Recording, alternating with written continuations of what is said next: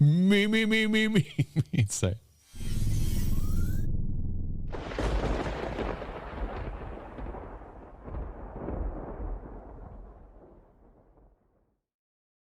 All right, now Captain Explodo, who we love here, mentioned, hey, DG, I know this crazy experiment called DG360 that you're doing where the members are called algorithms, spelled with rhythm, dance, and love. I understand what you're trying to do here. You're trying to be a human algorithm that doesn't show you cats all the time. Now, some of us all love cats. Other of us, well, we think they're stinky aliens. But the point is that we will not push down cat videos to you unless you yourselves find cat videos. Because you are the algorithm. Do you understand? Do you understand the experiment now? Explodo, one of our algorithms, decided to try his luck with his algorithm goodness. And he said, hey, maybe the algorithms will enjoy war stories. Now, war stories, generally speaking, we would think of like the History Channel. My father used to watch it all the time. I would sit down with him. He would spout off amazing facts about World War I, World War II, Vietnam War. All of my history lessons were from my father watching on the History Channel, never in history class. Didn't learn anything from Mr. Lawbacher. He was boring. He was also weirdly, predatorily sexual. He put his leg up with really tight pants, and his pants, like the gap between his socks and his pants, frankly, it was disturbing, Mr. Lawbacher. I don't know if you're still alive, but shame on you for doing that. He would just put his foot like right up on kids' desks, and then he'd just lean in with his pelvis. It could be a dude, it could be a girl. He didn't care. He just leaned his pelvis right into kids. It was disgusting. Shame on you. Shame on you, Mr. Lawbacher. You should have been reported. Anyway, I forgot what I was talking about. Let's... Mr. Lawbacher. Whew. Now let's see what there is to see here, because this has nothing to do with war. This has to do with game development. And these are game devs talking about the hardest things they had to deal with while developing the games that we love. First off, Gears of War. Boo, you kidding me? Gears of War? Let's check it out. We were very much on the fence that I don't even know if multiplayer is going to make it in Gears at that time. We were the start of summer and this thing is shipping in fall. There was a very specific moment where we were having those discussions of, do we just cut this? I'm Lee Perry. I was gameplay designer and lead level designer on Gears of War 1, and this is the story of how multiplayer almost didn't happen.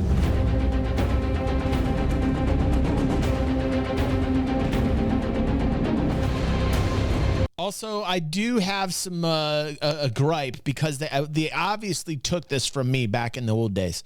Like, you know, like, look. You know, like, this is definitely like a copyright issue right here. This is Marcus Michael Phoenix, okay? Marcus Michael Phoenix is, in fact, DG360. I know it's hard to understand this, but I am Marcus Michael Phoenix. I'm in a fountain.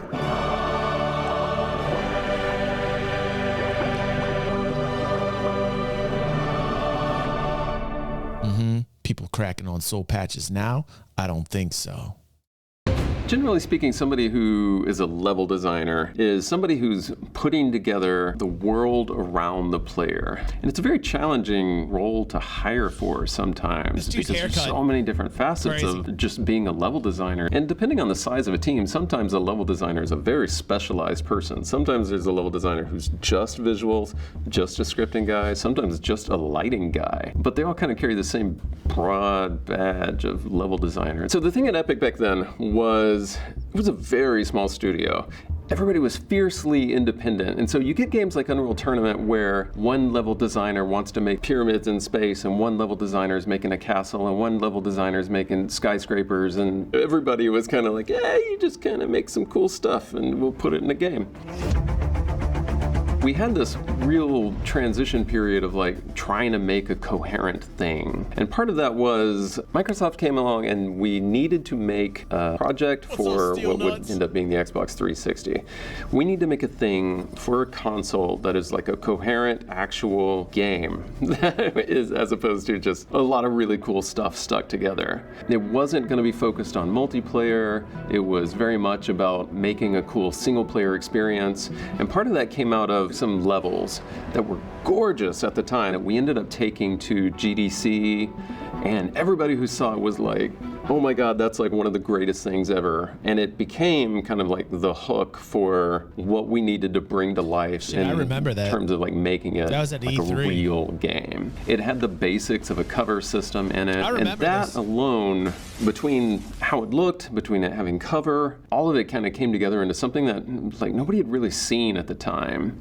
And the characters, the big chunky dudes who look like they've got Christmas hams for biceps, it was kind of comically violent. It was great. It was great is what it was. It was so violent and goofy and kind of over the top. You couldn't really take it that seriously. It's, you know, it's some guy with a chainsaw going, ah, and slicing someone in half. And it was gross as like the Gears games were. We never really wanted to make queasy, violent stuff. It was always about being fun.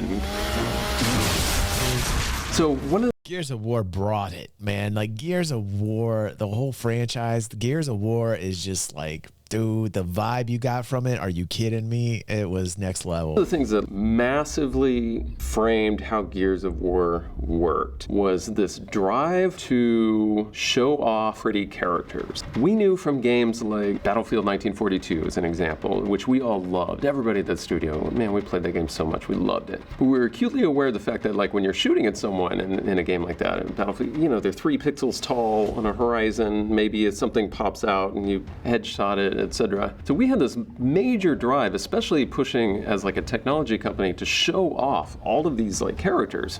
Previously, you would have like a low poly character that had just what color is it? You know, there's one texture that's mapped on there that's like, this guy's got brown hair and he's got this colored skin and he's wearing a cloak that's this color. But as soon as we started doing stuff that was much more sophisticated, you've got that color channel, but you also have the normal map, and then you've got like a specular, and then sometimes you would have like a bump map. There's like all these different facets of textures that go onto everything in the world, and not just characters had those, but every little bit of debris on the ground, the tiling textures on walls, etc. That actually ended up influencing a ton of stuff about Gears, with specifics about how do we get enemies close enough to you that you can see them? How can we narrow in the camera enough that like they're filling enough of the screen that they matter?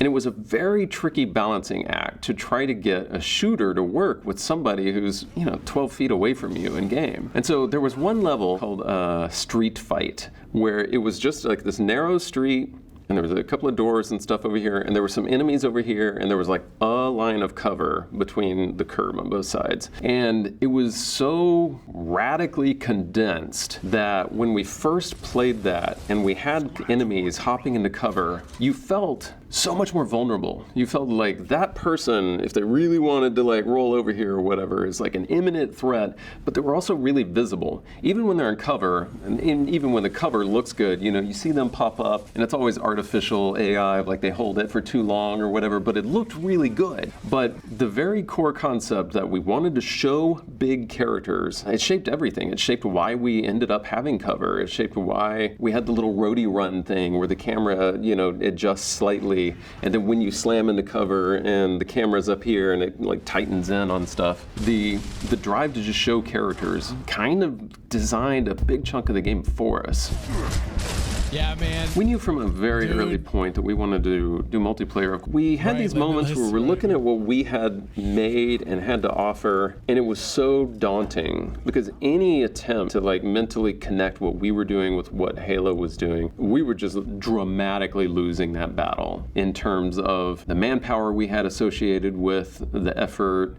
We didn't have a team of people making just multiplayer maps. More than that, we weren't really having a whole lot of fun playing multiplayer. Love reading all your comments. We were very much on the fence that, like, I don't even know if multiplayer is going to make it in Gears at that time. And we were, at the start of summer, and this thing is shipping in fall. And there was a very specific moment where we were having those discussions of, do we just cut this?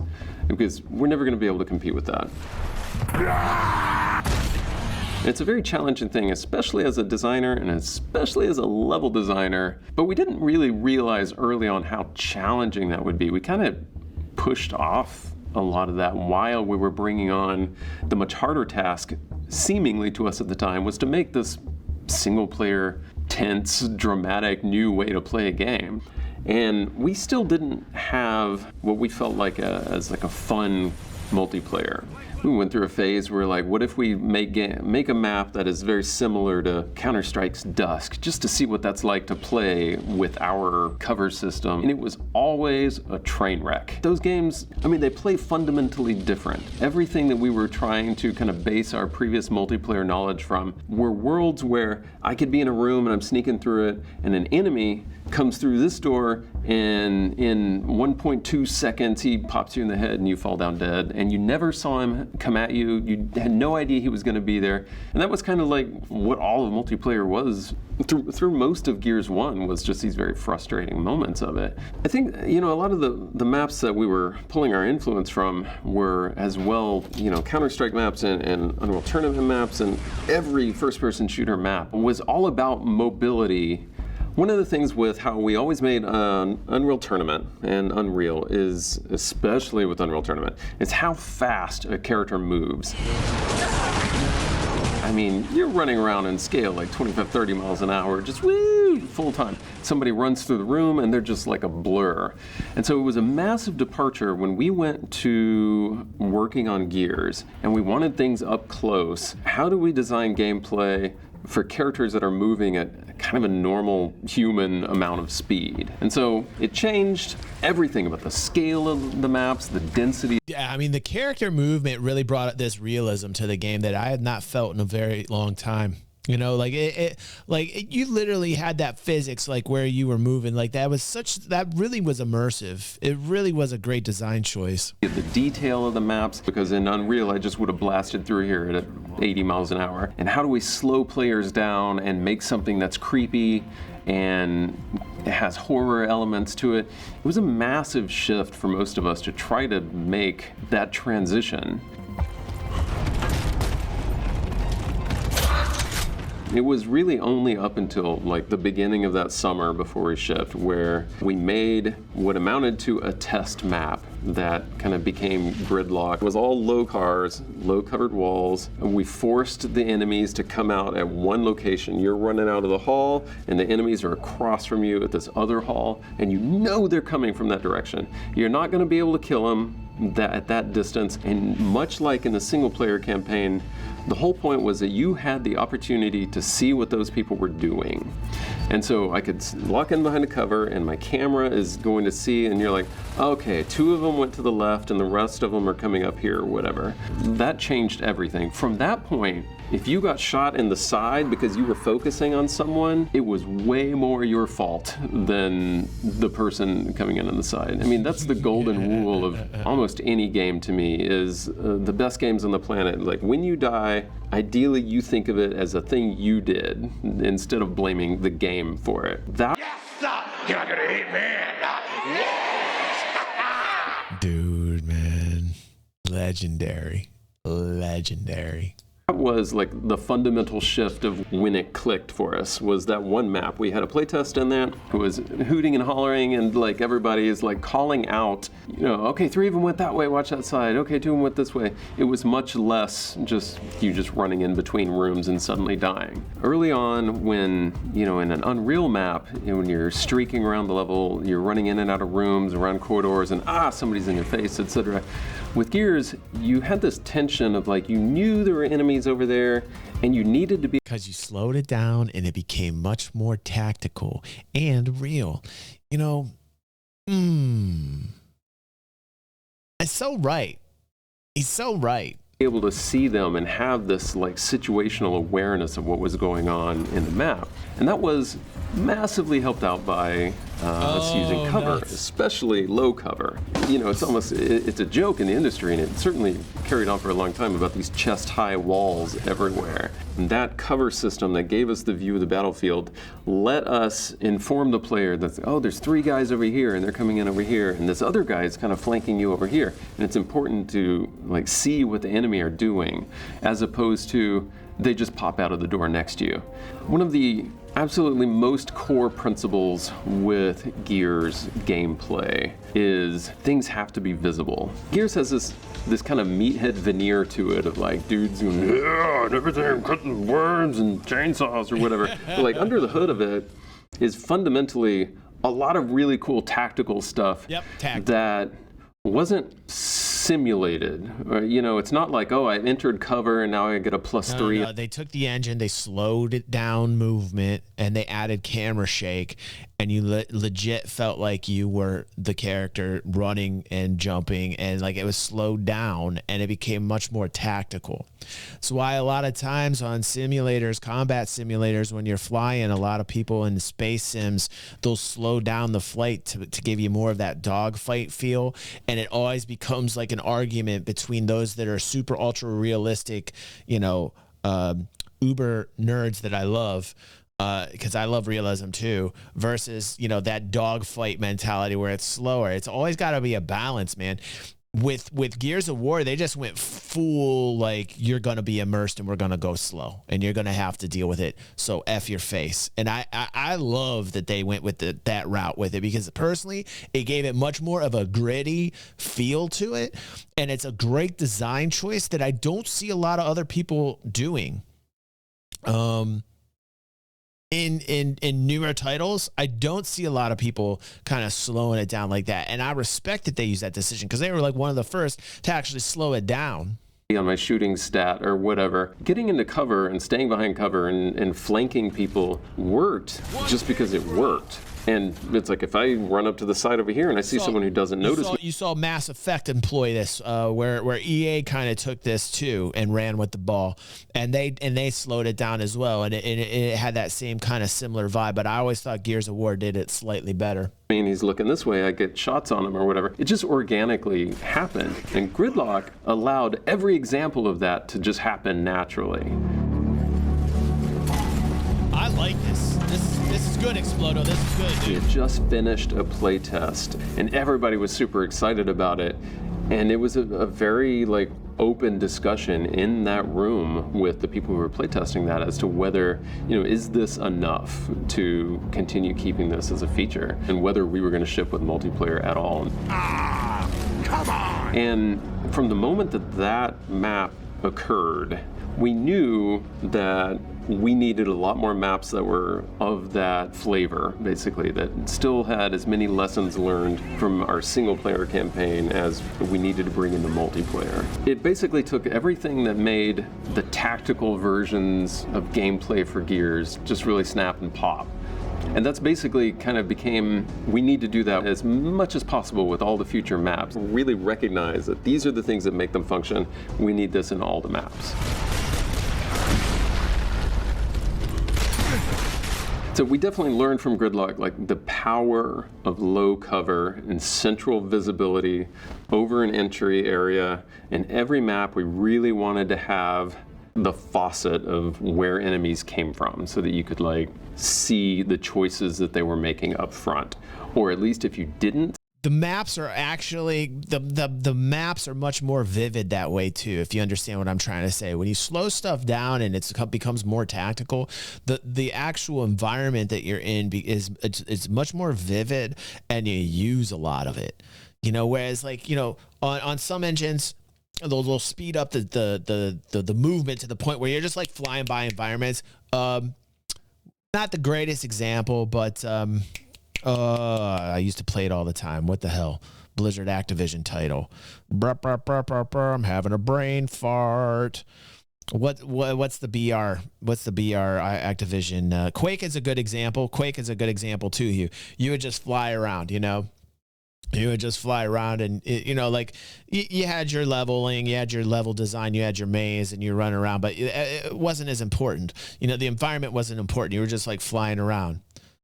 Oh God, what is the? I'm gonna have to look it up. See Hold on. somebody, I can't you believe knew I they thought did about something this. else. Overwatch. Like, okay, only Jesus, yes, Overwatch. Thank you, Steel Nuts. 3 guys are running out of here. The other 2 must be running to this area over here, etc. And so we kind of just had like the playbook for how to make maps after that. Like everything that we could think of where you could put low covers, and it was like, oh, a graveyard, tombstones. Tombstones are low cover. We'll make one of those. I think for the most part, any map in Gears that had like, the good bones there for low cover and good visibility, etc. Those were always a win-win. Every time we had something that felt like a classic Gears map, we knew that was going to keep benefiting us for title after title. One of the cool aspects about Epic back then, when there were just like, a couple dozen of us, there was a fair amount of freedom, kind of like how Unreal Tournament had maps from all different flavors and genres and stuff. I don't really recall ever a specific moment when we were like, we should try and do this thing. It was like so many things that happened in Gears were happy accidents that like we were able to recognize sometimes and kind of like capitalize on. Very cool series. I think we'll do, if it does good on DJ360, then we'll do some more. I'm all about game development. I love it. That's good. I like that, Explodo. Good pick, dude.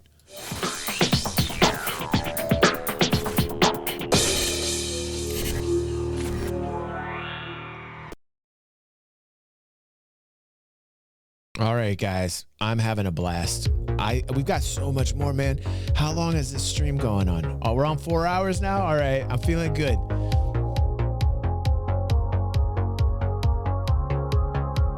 I don't know what it is today, man. I'm like, I gotta get in the vibe today, man. I feel like I'm like one step off today, man. One step off, I'm not on the right foot, yeah. No, see, it's wrong. It's all wrong. God damn it, Pepe. It's all wrong today. It's all wrong.